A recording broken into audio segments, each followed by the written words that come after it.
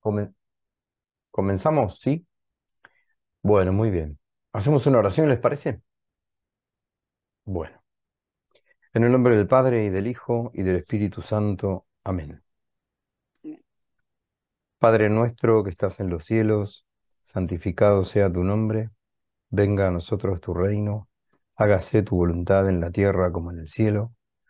Danos hoy nuestro pan de cada día, perdona nuestras ofensas, como también nosotros perdonamos a los que nos ofenden, y no nos dejes caer en la tentación, y líbranos del mal.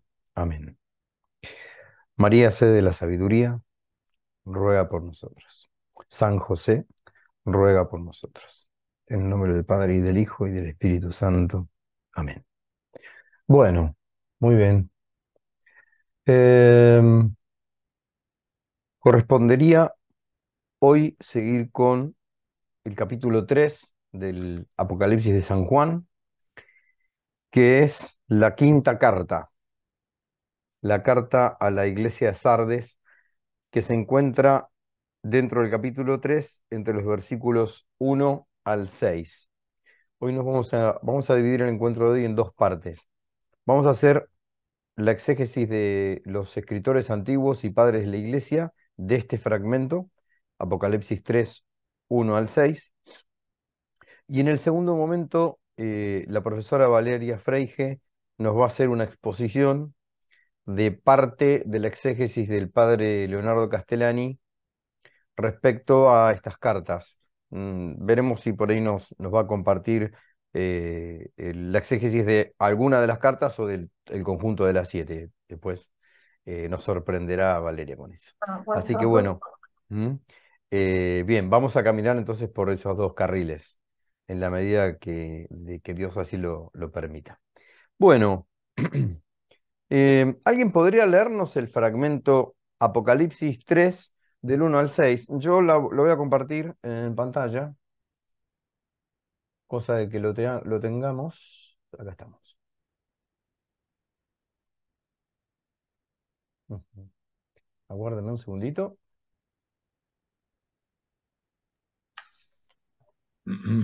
Bueno, ¿se ve ahí? Sí, Sí, Bueno, yo lo sí. tengo, profe, si quiere. bueno, como gusten. Roberto, ¿lo podés leer vos Dale. entonces? Muy Sí. bien, te escuchamos. Al ángel de la iglesia de Sardes, escríbele. Esto dice el que tiene los 7 espíritus de Dios y las 7 estrellas. Conozco tus obras, que estás vivo de nombre, pero de hecho estás muerto.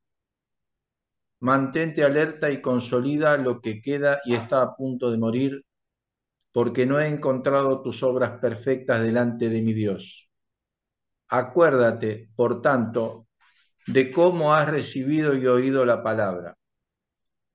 Guárdala y arrepiéntete, porque si no estás vigilante, vendré como un ladrón, sin que sepas a qué hora vendré a ti. Sin embargo, tienes en Sardes algunas personas que no han manchado sus vestidos y que caminarán conmigo con vestidos blancos, porque son dignos. El vencedor será revestido con vestiduras blancas y no borraré su nombre del libro de la vida. Confesaré su nombre en la presencia de mi Padre y delante de sus ángeles. El que tenga oídos, oiga lo que el Espíritu dice a las iglesias. Listo. Muchísimas gracias, Roberto. No. Bueno, el esquema es similar a las otras cuatro cartas. Hay siempre un eje de valoración de la comunidad, una invitación a seguir caminando. Mm, Todo el escrito del Apocalipsis tiene cierto carácter de urgencia. Recordemos que desde el punto de vista literario, el género profético apocalíptico suele ser, entre otras cosas, un escrito de consuelo para una comunidad que está sufriendo tribulación. Cada vez que la iglesia sufre tribulación, es mucho más consciente de que por este mundo va caminando, va militando, va peregrinando, como se guste decir. Entonces, por un lado, el estímulo a seguir creciendo en el camino del bien y por el otro lado, la amonestación respecto a las imperfecciones, a las negligencias, a la vida del pecado en general, también se hacen presente en este esquema epistolar que tiene estos primeros capítulos del Apocalipsis, en donde Jesucristo, a través del apóstol Juan, le ordena a él que le hable al espíritu de la iglesia. Es ese camino, ¿no? Es Jesucristo que se ha aparecido entre los candelabros, como analizamos en la primera parte, entre sus iglesias, entre los candelabros. Jesucristo le ordena a Juan que Juan le escriba al espíritu de una iglesia particular. ¿Mm? Bien, en las clases anteriores también vimos que ese espíritu, perdón, el espíritu no, al ángel, me confundí, ¿eh? Me confundí. Jesucristo le manda a Juan escribirle al ángel, no al espíritu, al ángel. La gran pregunta que se han hecho los exegetas es ¿a qué ángel se refiere? Muchos de ellos hacen referencia al obispo o al presbítero que estuviera a cargo de esa iglesia. Cuando dice el ángel, recordemos que ángel es un mensajero, ¿no?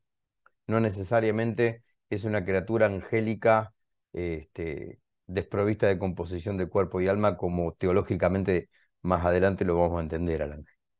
Corrijo entonces lo de espíritu. ¿Mm? Bueno, muy bien.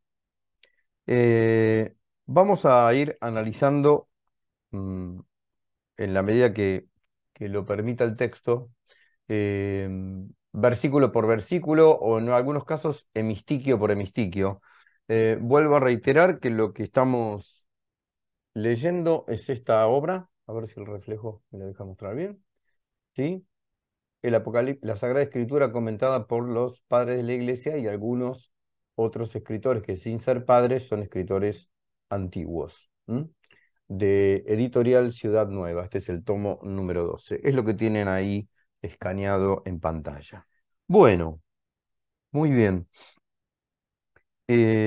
Vamos primero a analizar el primer fragmento,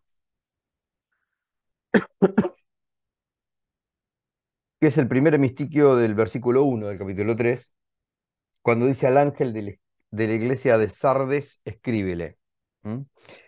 Bueno, Sardes tiene la traducción de la palabra, sería algo así como piedra preciosa. Ahora el escrito va a hacer mención a esta semántica del término Sardes como piedra preciosa. Muy bien. Eh, el primer comentario que vamos a leer es el de Victorino de Petovio. Victorino es uno de los autores más antiguos que ha comentado el Apocalipsis. Este, es obispo, Victorino, es el primer exégeta latino del Apocalipsis. Ha sido no solamente padre de la iglesia, sino además mártir. Y el escrito de él se llama Comentario al Apocalipsis. Ahí figura. Bueno, ¿qué nos dice Victorino de este primer versículo? Dice, la quinta categoría de creyente sería. Cada iglesia es una categoría de creyente, recordemos esto, ¿no? La quinta categoría, elección o modo de vida de los santos, denuncia a los hombres negligentes que realizan en el mundo algo distinto de lo que conviene, carentes de obras buenas y cristianos solo de nombre. Y por eso les anima para que puedan salvarse si de algún modo se apartan de la peligrosa negligencia. Consolida, dice, aquellas cosas que están para morir, pues no encuentro tu obra llena a los ojos de mi Dios. Eso lo vamos a ver después en el versículo 2, ¿no? Sigue Victorino, pues no basta que el árbol viva y verdee y no dé fruto. Del mismo modo, no basta que uno sea llamado y se confiese a sí mismo cristiano y no realiza las obras de cristiano. Acá hay entonces un problema con los cristianos, solo de nombre, que en la medida que no se purifican, están en peligro de muerte de ser hoy llamados a juicio. Vuelvo a reiterar que en todo el escrito del Apocalipsis, la inminencia del juicio se hace sumamente patente. ¿Mm? Bien, perdón, pero estoy revisando la sala de espera, no hay nadie. Perfecto. Bueno, eh, el fragmento que sigue es de San Beda, el Venerable. Está titulado ahí como un obispo debe estar vigilante. ¿Alguien nos podría compartir leyendo esto? No sé si se ve en pantalla. Eso lo leo. Bueno, muchas gracias. Un obispo debe estar vigilante. Dice que este ángel, es decir, el sacerdote, arguye menos diligencia en la corrección de los malos. Sin embargo, elogia a los caminantes que tienen ropa blanca, a los que corresponde el nombre de sardes, de piedra preciosa.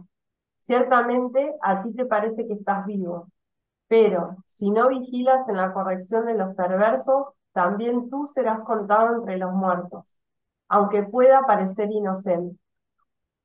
Aquí, ¿Acá? Ah, arriba a la derecha, sí.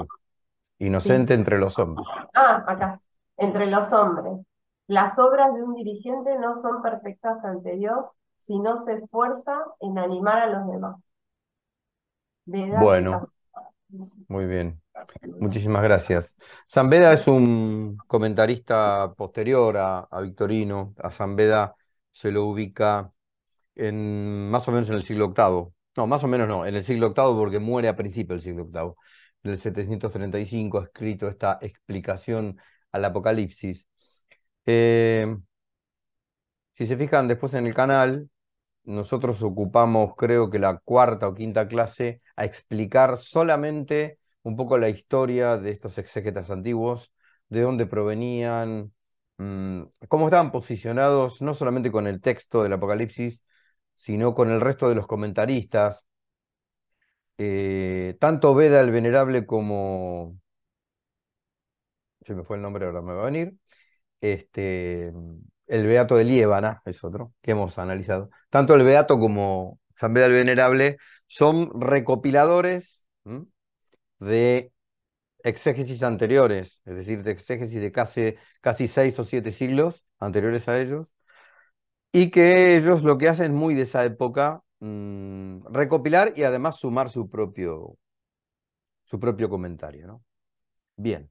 Bueno, en este fragmento analizado por Beda, vemos con claridad algo que también se hace muy presente en la literatura apocalíptica, profética apocalíptica, que es la condena de la tibieza.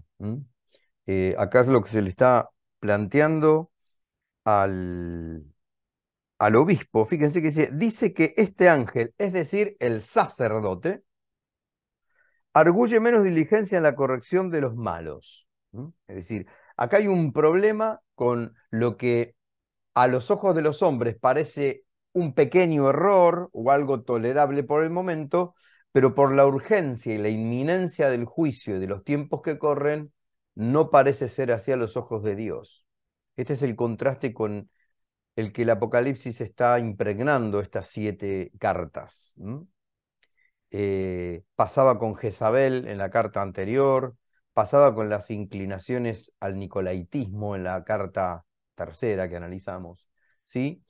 Dios está preparando a su pueblo y está preparando a su esposa para hacer descender del cielo a la Jerusalén celestial, perfecta, inmaculada y sin mancha.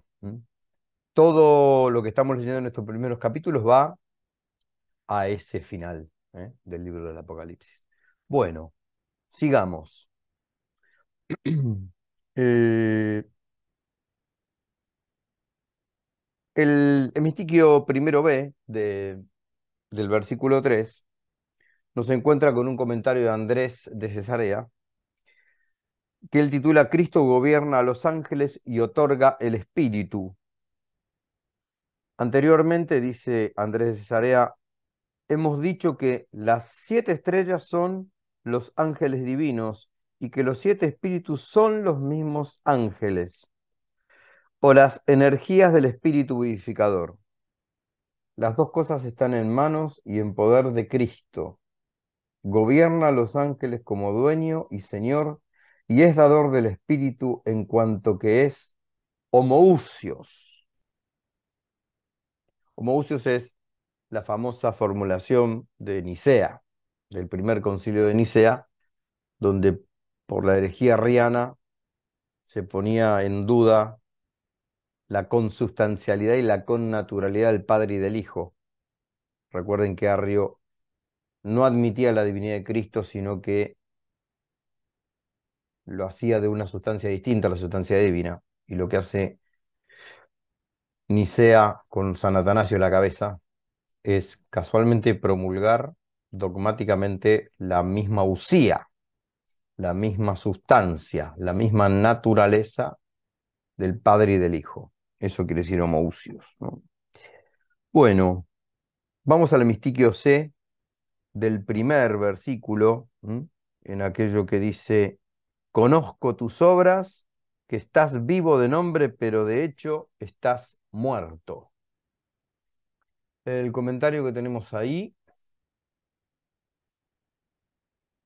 es de Ecumenio. Ecumenio. ¿Quién podría leer esto? Aquí donde se ve mi mouse en el medio de la pantalla. ¿Sí? Bueno. ¿Alguien nos puede acompañar leyendo esto? Yo digo para no aburrir y hablar siempre yo. Hola, hola, ¿se escucha? Sí. Bien, si te parece, lo puedo leer. ¿Cómo no me va a aparecer? Perfecto, gracias. De mostrarme dónde estás, ahí conozco Aquí, tus obras, ¿no? Bien, conozco tus obras, sí. conozco tus obras, perfecto. Aquí tengo el sol en la cara. Mm, Dice, en el pecado uno está muerto, en la fe está vivo. De las 7 estrellas que ahora llama a los 7 espíritus de Dios, ya se ha hablado en lo que antecede. Ahora conviene escuchar lo que dice a los que viven en Sardes. Conozco, dice, tus obras, que tu nombre es como el de alguien que vive una vida virtuosa según Dios, pero estás muerto por tus pecados. La Santa Escritura acostumbra a llamar muertos a los que están en pecado, como muestra lo escrito por el sabio Pablo sobre los que se han convertido desde la infidelidad a la fe en Cristo. Y a vosotros, que estabais muertos en vuestros pecados, pecados. os hizo vivir en Cristo. Y el pastor de Hermas dice que quienes bajaron como muertos al agua de la piscina han vuelto a subir como vivos. Ecumenio. Muy bien, comentarios sobre el Apocalipsis. Muchas gracias, Agustina. De nada. Bueno, la cita de San Pablo es de la carta a los Efesios, capítulo 2. ¿Mm? Sí, Pablo recurrentemente, está muy bien lo que dice Ecumenio. San Pablo comúnmente a los paganos y a los judíos, que son los dos focos de predicación que Pablo tiene como apóstol de los gentiles, eh, frecuentemente los amonesta diciéndole que ustedes estaban muertos al pecado y ahora han sido vivificados en Cristo. Em, bueno, acá también al final, disculpen, se menciona el pastor de Hermas. El pastor de Hermas es un escrito que en los primeros siglos tuvo cierta aceptación como canónico, sobre todo en los siglos segundo y tercero, que bueno, después fue descartado por la tradición y excluido del canon, pero hubo un primer intento de tomarlo como escrito inspirado. Recordemos que los escritos canónicos, que son los escritos que están en la Biblia, tienen que gozar, de acuerdo al dictamen de la Iglesia, de inspiración. En la medida que a la Iglesia le consta que un escrito es inspirado, pasa a ser canónico. Independientemente de su autoría, independientemente de que sea o no sea un escrito apostólico, ¿no? Como pasa con varios que no han sido apóstoles los que han escrito el Nuevo Testamento, ¿no? Bien, muy bien. Bueno, sigamos, sigamos. ¿Quién nos podría leer, por favor, aquí? 323. Has recibido y oído la palabra, guárdala y arrepiéntete. ¿Leo? Por favor, gracias. Has recibido y oído la palabra, guárdala y arrepiéntete. Arrepentíos o seréis juzgados. Reprende a los perezosos que no confían en Dios con toda su alma, ni guardan la fe recta en la verdad. Proclaman ser cristianos solo de nombre, y dicen que permanecen vivos, pero están muertos, y por eso se les increpa para que vigilen y afiancen lo restante en lo que habían podido caer. Por eso advierte, acuérdate de cómo recibiste y oíste mi palabra, y arrepiéntete.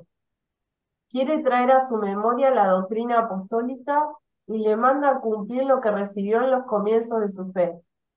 Arrepentirse de los males pasados, a continuación, conmina al que no lo haga. Porque si no estás en vela, vendré como ladrón y no sabrás a qué hora vendré sobre ti. Nadie conocerá el juicio imprevisto de Dios, ni la hora desconocida en que acontecerá la sentencia. Apringio de Beja, tratado sobre el Apocalipsis 3, 2, 12. Bueno, Apringio de Beja es un escritor del siglo V, hispano-romano, que ha escrito un tratado sobre el Apocalipsis. Vuelve a aparecer en este autor aquello que decíamos hoy, que es muy paulino, muy neotestamentario, entender el pecado como sinónimo de muerto, como de muerte, ¿sí? Eh, es una noción bastante, si se me permite el término, neumática. Neumática en el sentido de neuma, ¿no? De espíritu. Eh, en las primeras comunidades cristianas está muy clara la idea de que la vida en la gracia, que la vida en Cristo es la verdadera vida del alma. En la medida en que la Trinidad inhabita el alma humana, esa alma vive en Cristo y vive en Dios, porque Cristo es Dios. Mientras que paralelamente y antitéticamente, también se escribe y se piensa y se predica en el Nuevo Testamento que el pecado mortal implica ya una muerte anticipada de Dios en el alma. No hace falta esperar al juicio particular o al juicio final, como va a hablar este libro que es apocalíptico, sino que ya el alma en pecado mortal es un alma que está muerta porque Dios se ha ido de ella. ¿No? Muy bien, muy bien. Bueno, esta expresión como un ladrón, muy del Señor Jesús y muy del Apocalipsis, ¿no? Andrés de Cesarea, en esta colección de fragmentos que nos da Ciudad Nueva, dice, vendré como un ladrón y no sabrás a qué hora vengo a ti. Con razón, dice Andrés, se ha dicho esto, tanto la hora de la muerte de cada uno como la consumación final. ¿Ven? Son desconocidas a todos. Para los que estén preparados será el final de sus trabajos. Para los que no estén preparados será como un ladrón que trae consigo la muerte espiritual. ¿Mm? Bueno, no sé cómo estaremos de tiempo, pero avancemos. ¿Alguna pregunta? ¿Algún comentario? ¿Algo que quieran compartir Estaba de esto? pensando en lo que dice Castellani de Sarde, que después lo comento, pero justamente hace mucho hincapié en esta parte, vendré como un ladrón, y, y bueno, y lo que marca es que se ciña a la tradición de los santos padres, en primer lugar, cuando va a Mm. aclarar qué tipo de exégesis va a hacer. Entonces estaba pensando eso, después lo voy a comentar en profundidad, pero al ir escuchando los comentarios, estaba pensando en eso, en la visión que Ujú, tenía de Sardes, y cómo hace un raconto de toda la exégesis previa, y dice que como es un libro profético, remarca todo el tiempo cómo a medida que los acontecimientos se van desenvolviendo a la luz de la historia, las interpretaciones posteriores siempre van a ser mucho más ricas. mm. Entonces, estaba pensando en eso. Mi gran tentación es preguntarte a qué momento de la historia de la iglesia Castellani Pertenece. atribuye Sardes, pero te lo voy a dejar para después, Ah, sí, porque sí, porque él comparto con los escribió, demás. claro, aparte Con- escribió el libro en 1956 y bueno, entonces él tiene una mirada muy particular de la historia de la iglesia, Exacto. Mm, teniendo en cuenta su contexto de producción y de análisis. mm, Es muy interesante, ujú, pero lo que tiene también interesante es que toma todos estos aportes, él los va como reseñando y después, bueno, da su punto de vista. mm, ujú. Sí, le comento al resto. El padre Leonardo Castellani desarrolla una línea exegética del Apocalipsis que se llama histórico-escatológica. Exacto. Él lo aclara en el prólogo, él. Mm. Ujú. Eh, que bueno, no ha tenido demasiada tribuna o seguidores a lo largo de los No, 20 siglos, pero bueno, lo cual no dice nada. Hoy tiene mucha vigencia, no solamente por Castellani. Entonces, puntualmente lo que hace el padre es tratar de interpretar las 7 cartas, esta que estamos analizando, con 7 momentos diferentes. Bueno, no voy a, como dicen los chicos, a spoilear más la exposición de Valeria. Listo. Acá esta buena gente nos avisa que nos quedan 8 minutos. Bueno, seguimos un poquitito más. ¿Alguna otra cosa que nos quieran compartir, comentar, preguntar?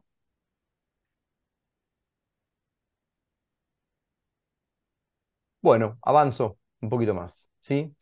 Eh, el versículo 4 de este capítulo 3 que decía, sin embargo, tienes en Sardes algunas personas que no han manchado sus vestidos y que caminarán conmigo con vestidos blancos porque son dignos. Tenemos 3 comentarios de Beda, de otra vez de Aspringio y de Cumenio. Respecto a este versículo 4, Beda dice, no dijo sin más algunos, sino algunas personas. Quien conocía a Moisés por su nombre también escribió en el cielo los nombres de los santos. Confieso que no me acuerdo a qué se está refiriendo del Antiguo Testamento. Convendría a este profesor después investigarlo y cuando edite este video poner alguna mención, pero se me escapa. ¿Alguien se acuerda de eso? Dice, quien conocía a Moisés por su nombre también escribió en el cielo los nombres de sus santos. La verdad que no me acuerdo, o no sé si alguna vez lo supe, pero evidentemente Beda está citando seguramente el Pentateuco, ¿no? Acá Ciudad Nueva no pone cita, no pone cita del Antiguo Testamento. Bueno, quedará después eh, averiguar eso. Prosigo con el fragmento comentado por Aspringio, que ya lo escuchamos hace un rato. Caminando con el Señor, titula Ciudad Nueva. Dice Aspringio, todo el que no se mancha con la suciedad del pecado, camina con el Señor vestido de blanco y se hace digno de seguir las huellas del Cordero. Cuando uno estudia el Apocalipsis por colores y por ropajes, se puede hacer tranquilamente. ¿Eh? Leer todo el Apocalipsis en clave de colores, leerlo en clave de vestimentas, leerlo en clave de animales. Cuando uno camina el Apocalipsis de los colores, y sobre todo de los colores de la ropa, el blanco y el rojo son sinónimos de pureza y de sacrificio. Recordarán aquel pasaje cuando a Juan más adelante se le va a decir, él pregunta quiénes son estos que vienen caminando con túnicas blancas, y y el Espíritu le dice, son aquellos que han lavado sus vestidos con la sangre del cordero.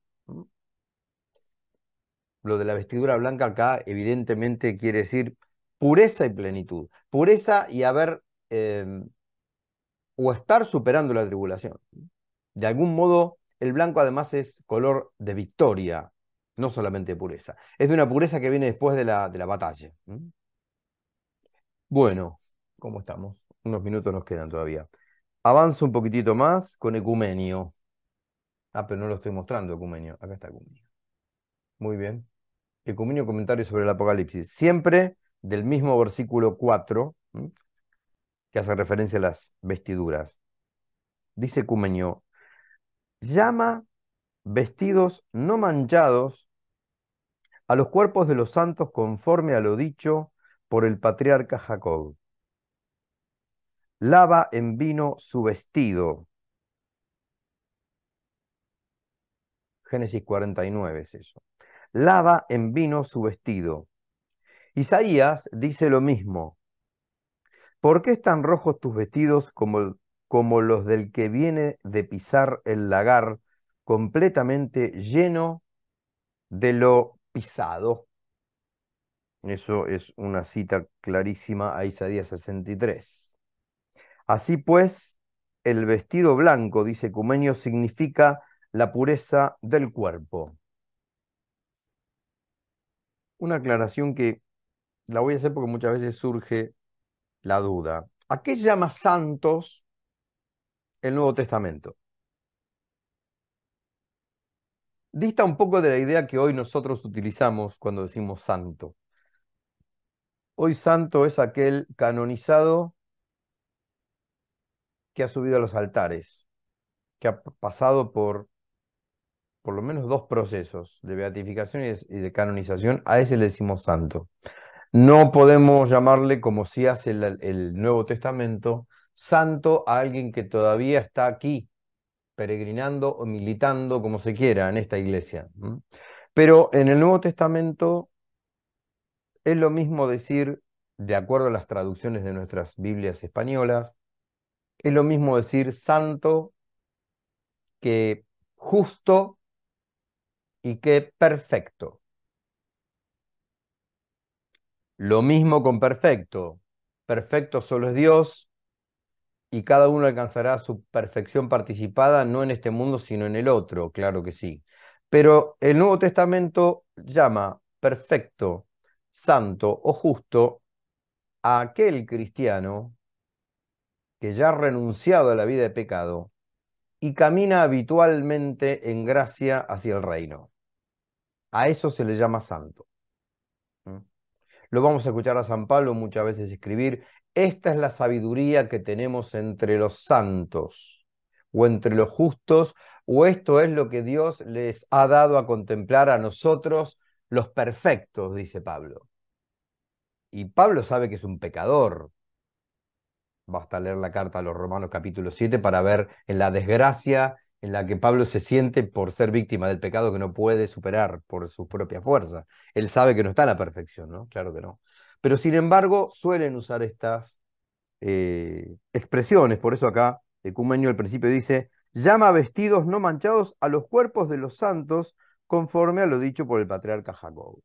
¿Se ve? Bueno, ¿cómo venimos? Bueno, espero que se esté entendiendo y disfrutando y rezando, ¿por qué no? También. Una manera de oración. Bueno, vamos a irnos de acá. Estén atentos al grupo que voy a intentar poner otro link para que nos conectemos más rápido. De no funcionar ese link, en 10 minutos nos vemos por este link por el que entraron recién. ¿Puede ser? Bueno, Dios mediante, estamos en unos minutitos juntos otra vez.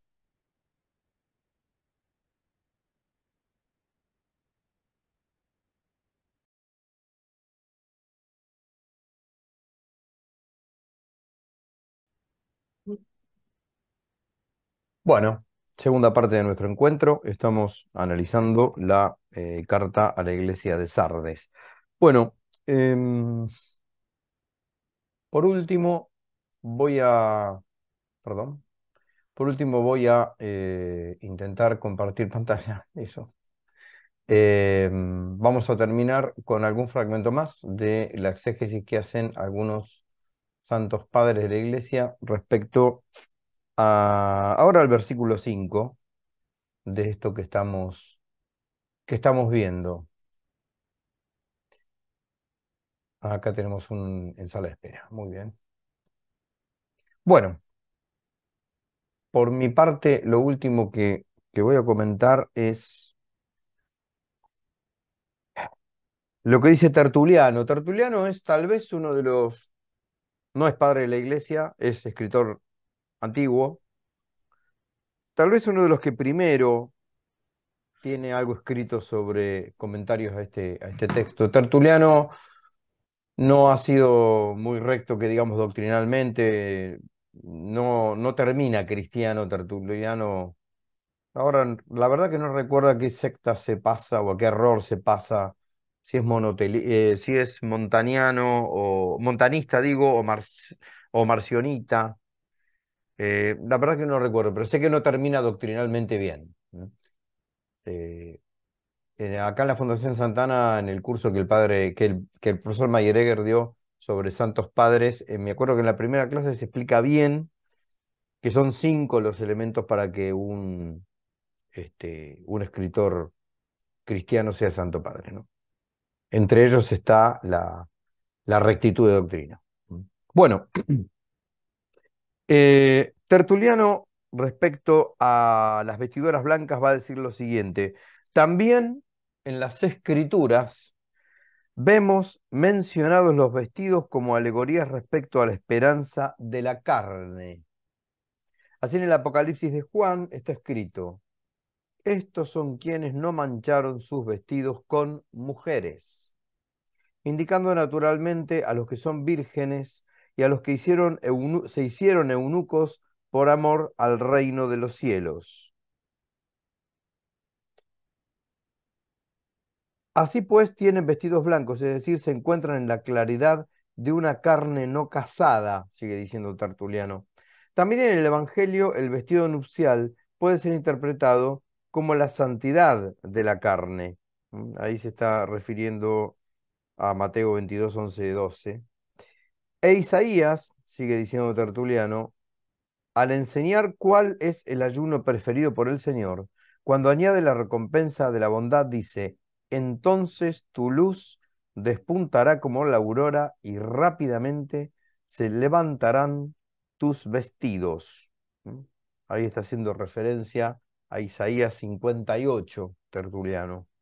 Sigue diciendo Tertuliano respecto al mismo pasaje: no entiendo evidentemente un vestido adornado de seda ni un mantel, sino la carne.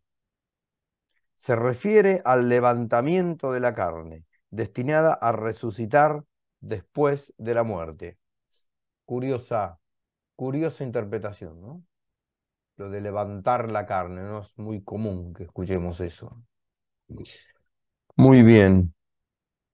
Bueno, como para ir terminando con esto y darle paso a Valeria, eh, leería lo último de Ecumenio, aquí, que los ángeles también pertenecen a Cristo, sigue siendo parte de la exégesis, perdón, del versículo número 5 de la carta que estamos analizando, ¿no? Dice Ecumenio: y yo confesaré su nombre, dice, delante de mi Padre y delante de sus ángeles. Los confesará como siervos fieles y esclavos diligentes. Dice también en los evangelios: si alguien me confiesa delante de los hombres, yo le confesaré delante de mi Padre que está en los cielos. Mateo 10:32. Lo que dice del Padre y de sus ángeles, prosigue Ecumenio, no se opone a que los santos ángeles sean también de él. En algún lugar dice que son del Padre y en otros que son suyos, pues dice en Mateo: entonces enviará el Hijo del Hombre a sus ángeles con una gran trompeta y reunirán a sus elegidos de los cuatro vientos de un extremo a otro de los cielos. Bueno, por mi parte, esto es todo. Como un pantallazo general de lo que algunos autores antiguos han interpretado de esta carta a la iglesia de Sardes. Bueno, Valeria, ¿qué te parece si nos ilustras un poquito respecto a esto de Castellani? Sí, lo que quería comentar es brevemente quién fue Castellani y en qué contexto estuvo cuando escribió el libro del Apocalipsis de San Juan, que es de 1956, el texto. Entonces, Ujú, Castellani, recordemos que vivió entre 1899, justo nació el mismo año en el que nació Borges, y murió en 1981. Castellani fue un sacerdote, bueno, estuvo con los jesuitas, después también tuvo dificultades con ellos, lo expulsaron durante un tiempo. Eh, Tuvo problemas por ahí políticos, digamos, con las ideas de los gobiernos del momento. Ahí está el libro, genial. ujú. Eh, Este es el texto. Sí. y bueno, entonces él mismo dice en un momento que estuvo, o sea, en un momento hasta le pidieron que no lo dejaban ejercer su sacerdocio y lo recupera en 1966. O sea, tuvo problemas por ahí, o tal vez no fue comprendido, bueno, hay diferentes teorías, pero él nunca dejó de ser sacerdote y siempre se mantuvo en la misma línea. Pero bueno, también tuvo problemas políticos, lo que comentaba hoy. Y fue un excelente literato. Lo que pasa es que en el canon oficial de la literatura muchas veces o sea, se lo rechaza o no se lo ubica justamente por sus ideas religiosas o por considerarlo tradicionalista o también a veces por expresiones políticas que él tuvo que hace que, bueno, que no se lo reconozca como el gran escritor que fue, porque es una pluma brillante, es excelente en la escritura. Y bueno, cuando toma el Apocalipsis, él en el prefacio detalla bien, o sea, cuál es su postura exegética con respecto al texto, ¿no? Y bueno, en primer lugar, dice que va a traducirlo directamente del griego y en un sentido más bien de carácter literal, es lo que él señala, que lo va a traducir desde el griego. Bueno, es muy puntilloso con la etimología de las palabras. En varias partes del libro uno ve que toma una palabra y aclara, bueno, esto no se puede traducir exactamente al español, al castellano, entonces lo voy a aproximar en inglés y después es Ujú, como que incluso a veces inventa un neologismo como para decir, bueno, en español lo más cercano sería decir esto. Es muy puntilloso con las palabras, con el ujú, análisis así etimológico de las palabras. Y después lo que él aclara, o sea que su postura no se va a ir nunca a un extremo, por ejemplo, tomar o sea, critica el alegorismo, por ejemplo, que el Apocalipsis sea interpretado como estrictamente todo alegórico. ujú, Y que remarca esto de no perder el carácter de que es un libro profético, que no tenemos que perder ese punto de vista y que bueno, él se va a ceñir más que nada, va a hacer una exégesis histórico-escatológica, se va a ceñir a la tradición de los apóstoles y a los padres de la iglesia. Y después, ujú, bueno, a medida que lo va desarrollando, bueno, o sea, hace todo un raconto de cada uno de los exégetas que él consultó, que estuvo ujú, leyendo, estudiando, y bueno, va analizando la parte positiva y la parte negativa de cada uno. ujú, Y remarca esto que todas que contienen algo de verdad, pero bueno, que la mayoría tiene algún error, que no hay que caer en estos extremos justamente para interpretar este libro. Y ujú, después algo que es muy de él, que es siempre lo que hace es remarcar que si bien o sea, aparentemente es temerario tomar el Apocalipsis para analizarlo, como que es un desafío, y remarca, y más en la Argentina, o sea, está todo el tiempo volviendo a los conflictos del país y demás, y por momentos hasta ahí, bastante irónico, eh, pero que no por eso, porque aparentemente es muy temerario como que abordar el apocalipsis, no por eso hay que dejar de hacerlo, ni tampoco caer en las ideas de ciertos exégetas que para eso ellos, algunos incluso eh, muy analíticos del texto, que dice que prácticamente es indescifrable. Entonces no caer en esas polarizaciones por ahí, Ujú, y es lo que plantea eh, ujú, Castelar. Y bueno, adoptando esta posición, él va a plantear que la mirada de él es ver el Apocalipsis como la historia de la iglesia, digamos. Entonces, en este caso, de cada una de las iglesias que estuvimos analizando, lo que hace es justamente atribuírselo a un periodo especial de la iglesia.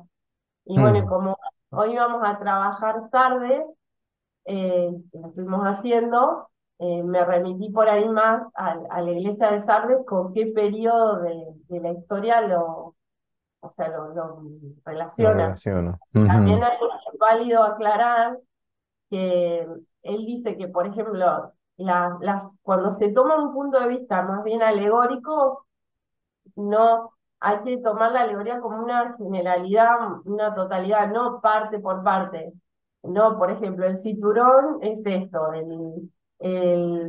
el color tal es significativamente esto, desde lo simbólico. Y en el caso de la historia dice lo mismo, porque hay como una postura historiográfica así, como una historia restringida, entonces, bueno, señala errores de algunos exégetas que, por ejemplo, el anticristo era el emperador turco, y hasta daban el año en el que iba a acontecer, se iba a mm, producir, eh, digamos, el fin de los tiempos, que eso no se puede precisar así con tanto dato, que eso sí es temerario. sí, Remarca que sí, es sí, muy sí. temerario, porque después del Mm. devenir de la historia, si eso no acontece, Y no, sí, es falsa profecía. Eh, claro. Entonces, bueno, mm, señala de cada, digamos, de cada exégeta que se refirió al Apocalipsis, va remarcando lo que cada uno postuló, imaginemos que hasta 1956, ¿no? Lo mm, que cada uno interpretaba, y bueno, los aportes positivos que hizo, ujú, y por ahí digamos, lo erróneo, o por ahí lo exagerado, en el caso de algunos, como muy mm, hiperbólico por ahí. Y ujú, bueno, y esto de remarcar que sí se puede interpretar, que no es que es algo indescifrable tampoco. Eh, Así que desde ese punto de vista es muy interesante también. Y mm, bueno, en el caso de la iglesia de Sardes, lo que él relaciona con su análisis es que podría ser la época del Renacimiento, y bueno, también ahí usa unos giros idiomáticos que son bien nuestros, locales, porque dice, será hasta la Revolución Francesa o puede ser hasta nuestros días, pero eso yo mm, no lo sé, no voy a mentir, lo dice así, es muy, o sea, es franco él cuando se expresa y utiliza justamente estas expresiones que son por ahí nuestras también. Eh, mm, ujú, y bueno, eso dice de la iglesia de Sardes, que en principio sería el Renacimiento. Y de las partes de lo que estuvimos leyendo recién, por ejemplo, los vestidos blancos los relaciona con los santos, porque dice que fue esta época en el Renacimiento es cuando más se empezó a hacer referencia a la canonización, que antes no se mm, tenía. Entonces, el estar escrito en los libros de Dios tiene que ver más con eso, con la canonización. Que la mm, iglesia en ese momento canonizó a a muchas personas. Entonces, por un lado dice esto y remarca la presencia de los santos en un periodo que justamente es, eh, es un retroceso. En lugar de un renacer, es al revés, porque por ejemplo, en la iglesia de Teatira, Ujú, ahí él la relaciona con la Edad Media, que es la edad de apogeo de la iglesia, ¿no? De la alta Edad Media, de obras literarias como la Divina Comedia, por ejemplo, con la época más esplendorosa de las catedrales, poner a Dios en primer lugar, pero al mismo tiempo señala las miserias digamos, que en esa época llevaron a la decadencia, como por ejemplo señala la querella de las investiduras, el tema ujú, de cuando después de a poco se empieza a meter digamos, la iglesia después en política. Y Entonces, la bueno, política en la iglesia, ¿no? Mm, exacto, la política en sí. inglés, bueno, y uno lo lee y dice, ay Dios, lo puedo relacionar o sea, verlo con lo contemporáneo, qué pasa con esto de hecho Castellani lo dice, lo de separación de iglesia y Estado, bueno, una serie de cuestiones que Mm, incluso a la luz de los acontecimientos que pasaron posteriormente se pueden ir agregando interpretaciones, ¿no? ujú, Eh, pero bueno, remarca esto lo del Renacimiento, esto de las obras, que las obras son obras en realidad que tienen que ver que no están corrompidas esas obras, porque Castellani dice que en el Renacimiento existía como una cáscara, ¿no? Aparentemente era una vuelta a la antigüedad, sí. una vuelta a, digamos, a colocar al ser humano en el centro y una vuelta a los griegos y a los romanos, ¿no? Pero es toda una cáscara vacía, porque está Mm, vacía de Dios, o sea, ujú, las obras son para afuera, es muy sí. interesante, son obras Él le arquitectónicas, llama, mm, él le llama eh, un desaforado mito del iluminismo, el exacto, creer que recién el Cinquecento o el Renacimiento florentino romano vino a rescatar de la oscuridad medieval a los antiguos, cosa que exacto, históricamente no tiene ningún sentido, no tiene ningún fundamento, más que ideológico. Esas son una de las cosas por las cuales Castellani es mal tenido como literato, porque no dice lo que Occidente quiere escuchar, sobre todo después de la Segunda Guerra exacto. Mundial, ¿no? Exactamente. Y bueno, porque cuestiona, por ejemplo, en un momento hasta dice ahí en este análisis que Kant dice que es como un asno, porque Kant decía que ese era el mejor momento de la historia, Sí. y bueno, justamente Castellani señala que no, porque el ser humano está centrado en sí mismo y en la ciencia, y la ciencia alejada de Dios, o sea, como que hay toda una separación, hay una ruptura digamos, con Dios, y, y bueno, ahí se puede incluso hablar de lo filosófico, de lo que pensaba Kant, y bueno, para ahí, no sé, las expresiones, a mí me llama la atención las expresiones que utiliza a veces, que hay algunas que son muy nuestras, Y algunas graciosas, ¿eh? ¿eh? Mm, Y mm, son que graciosas, algunas son sí, un poco graciosas, sí, es como sí. una ironía bueno, sí, después, por ejemplo, en las cartas de Teatira también hay una traducción que es alguito o abrojito, que es Mm, algo, unas expresiones que las toma de los salteños.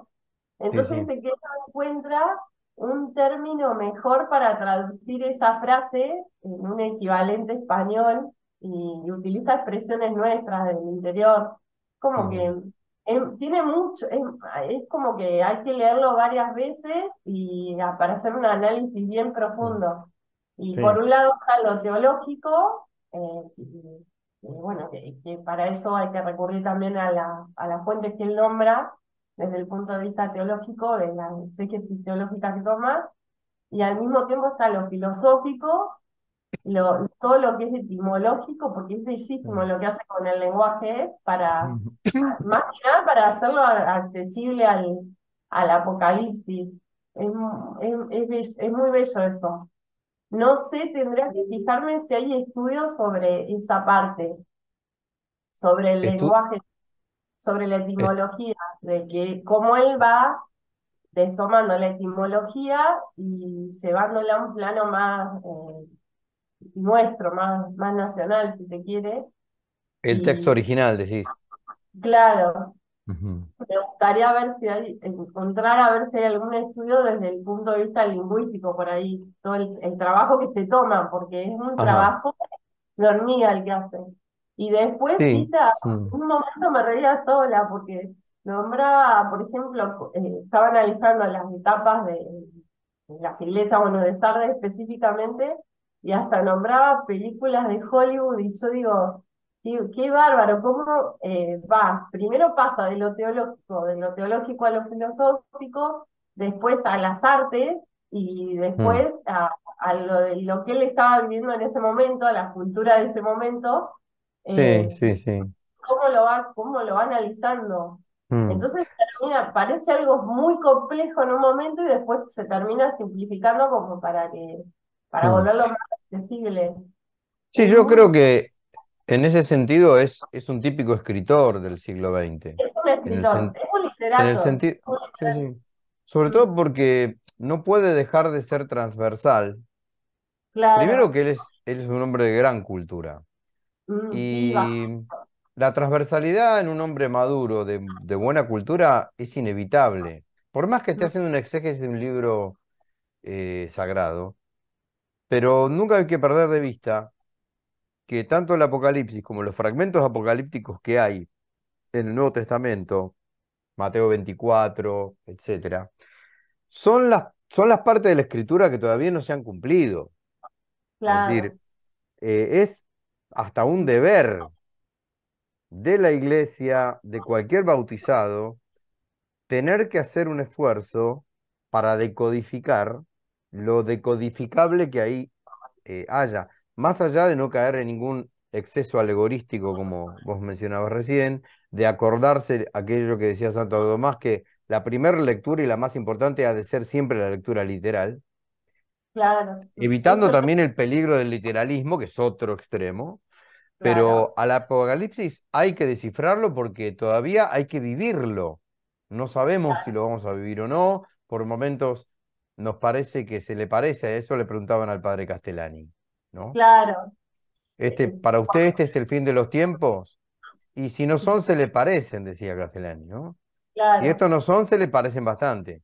Bueno, yo me río un poco, lo estoy hojeando un poco a Castellani en estos fragmentos que vos contás. Eh, Básicamente, entonces, digamos, a la carta esta la sitúa en el Renacimiento, más o Sí, menos, en cuanto a la historia. Él hace una cita de algunos fragmentos de Kant, sí, por eso. creo que es el Sapere Aude, está citado en alemán, Sí, no voy a también. intentar leerlo en alemán, pero hace una traducción en cristiano, dice él. Eh, Pero al final, cuando termina de citarlo a Kant, acá viene lo gracioso y lo desprejuiciado y lo duro de Castellani. Después de que lo cita Kant, dice, hasta aquí el asno solemne de Kant. Estoy en la Sí. página 65 de esta edición. Hasta aquí el asno solemne de Kant. Kant había, como todo el iluminismo de fin del siglo XVIII, había pensado que por fin la humanidad había llegado a la mayoría de edad Claro, a y la se había plenitud. dejado de esas Claro, niñerías medievales, oscurantistas, fideístas, etcétera, etcétera, etcétera. Y bueno, sabemos lo que vino todo después. Somos hijos de eso en Occidente. Seamos cristianos o no seamos cristianos, somos hijos del iluminismo y del romanticismo del siglo XIX, etcétera, etcétera. Bueno, ¿algo más, Valeria? no, no sé si por ahí tienen alguna pregunta de esa parte o algo que no sé, no fui clara en la explicación. La idea es como hacer una pequeña reseña para que todos nos acerquemos lo más Ujú, posible a las distintas tipos de exégesis y en especial, ujú, bueno, esta, que es muy interesante. Y como decía hoy, es como que da la posibilidad de hacer varias lecturas, la Ujú, teológica, la filosófica y la de ujú. literata, la de literatura. Es muy, muy interesante Bárbaro. Sí, sin duda. abordar. Mm. Bueno, no sé, ¿hay alguna pregunta? Hemos quedado 4 y 10 minutos nos quedan. No sé si tienen algún comentario, Roberto, Agostina. No sé si hay alguien más, creo que no, ¿eh? A ver si todavía tengo No, somos nosotros. Ahora me dan ganas de leer un poco más de Castellani, a ver qué más dice. Mm, Sobre ujú, todo que me llama la atención esto que hace con las palabras, ¿no? Con la etimología, Sí, eh, mm, que personalmente me interesa mucho, me gusta mucho. ujú, ujú. sí. Y aparte Sí.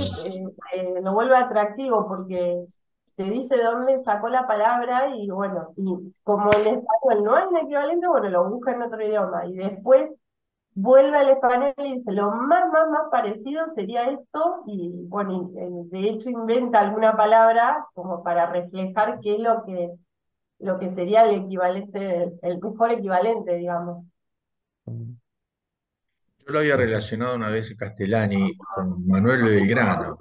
Manuel Belgrano cuando estuvo en España, era un apasionado del Apocalipsis, también Manuel Belgrano. Ahora no recuerdo bien el texto, pero ahí me quedó el nombre Castellani, después lo escuché un par de así, conferencias, pero no me fijé más, ¿no? Pero bueno, ujú, ahora lo voy a retomar y por qué me había interesado en ese momento con Manuel Belgrano, ¿no? ujú. Sí, ¿no? Bien. Ah, mm, Ujú. Bueno, eh, por mi parte agradecerles su gratísima y riquísima presencia y participación. Dios mediante, el próximo fragmento que analizaríamos sería la carta a la Iglesia de Filadelfia, que está en el capítulo 3 del 7 al 12.